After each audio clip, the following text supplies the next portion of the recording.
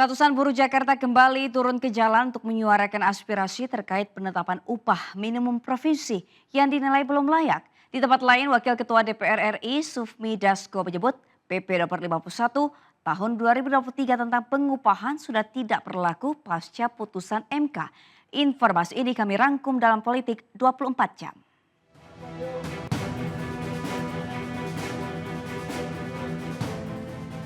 Federasi Serikat Pekerja Logam Elektronik dan Mesin DKI Jakarta kembali menggelar aksi untuk menuntut pemerintah agar menerapkan upah layak bagi pekerja di Jakarta. Menurut mereka, upah merupakan unsur penting dalam hubungan kerja yang seharusnya memberikan kesejahteraan layak bagi pekerja dan keluarganya. Kali ini mangsa aksi mengajukan 3 tuntutan utama, yakni meminta rumusan UMP 2025 dengan formula yang mempertimbangkan inflasi dan pertumbuhan ekonomi nasional atau kenaikan minimal 8%. Kenaikan struktur dan skala upah minimum 5% untuk pekerja setiap tahunnya, dan terakhir, penetapan UMP merujuk pada sektor yang tertuang dalam Pergub Nomor 10 Tahun 2020 dengan kenaikan minimal 6%. Di kantor DPR RI, Wakil Ketua DPR Sufmi Dasko menerima Presiden KSPI Said Iqbal. Dalam pertemuan yang dilakukan secara tertutup itu, Menteri Hukum Suparman Andi Adgas dan Menteri Ketenagakerjaan Yashirli turut hadir untuk membahas tindak lanjut putusan MK terkait pengupahan. DPR RI menyatakan peraturan pemerintah nomor 51 tahun 2023 tentang pengupahan yang selama ini menjadi acuan dalam penetapan upah minimum sudah tidak berlaku lagi.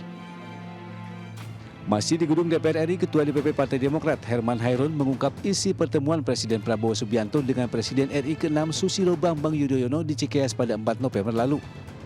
Hairun mengatakan pertemuan tersebut membahas soal lembaga investasi, Danantara, dan juga soal rencana lawatan Prabowo ke luar negeri. Di tempat lain, Menteri Koordinator Bidang Perekonomian Airlangga Hartarto memastikan Presiden Prabowo Subianto bakal terbang ke Amerika Serikat untuk menemui pemenang pemilihan Presiden Amerika. Kunjungan Presiden ke Amerika merupakan bagian dari kunjungan kenegaraan Prabowo dalam membangun komunikasi terhadap Presiden baru Amerika Serikat, yang mana hal ini terkait dampak terhadap perekonomian di Indonesia. Meski demikian, pemerintah saat ini masih menunggu hasil pemenang di Pilpres 2024. Kita ke pemilihan Presiden Amerika Serikat, pemirsa. Hasil perhitungan cepat sementara, calon Presiden Amerika dari Partai Republik Donald Trump unggul dari lawannya dari Partai Demokrat Kamala Harris.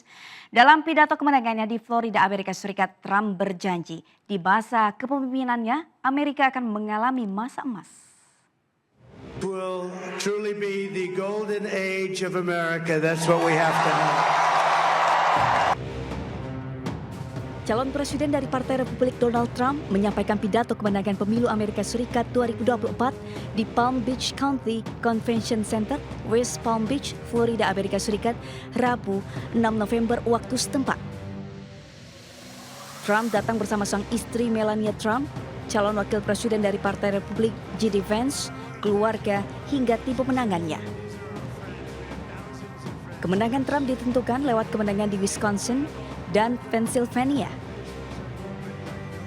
Jumlah suara elektoral Trump 277, sementara pesaingnya Kamala Harris mendapat 226. Dalam pidato kemenangannya, Trump menyampaikan terima kasih kepada rakyat Amerika karena telah memilihnya sebagai presiden ke-45 dan 47 Amerika Serikat di usianya yang ke-78 tahun. Trump berjanji dalam kepemimpinannya, Amerika akan mengalami masa keemasan. Tidak hanya itu, dalam pidatonya Trump mengisyaratkan salah satu keputusan kebijakan utama yang akan dibuatnya, yang kemungkinan akan berkaitan dengan upaya mengakhiri perang di seluruh dunia. They said he will start a war. I'm not going to start a war. I'm going to stop wars.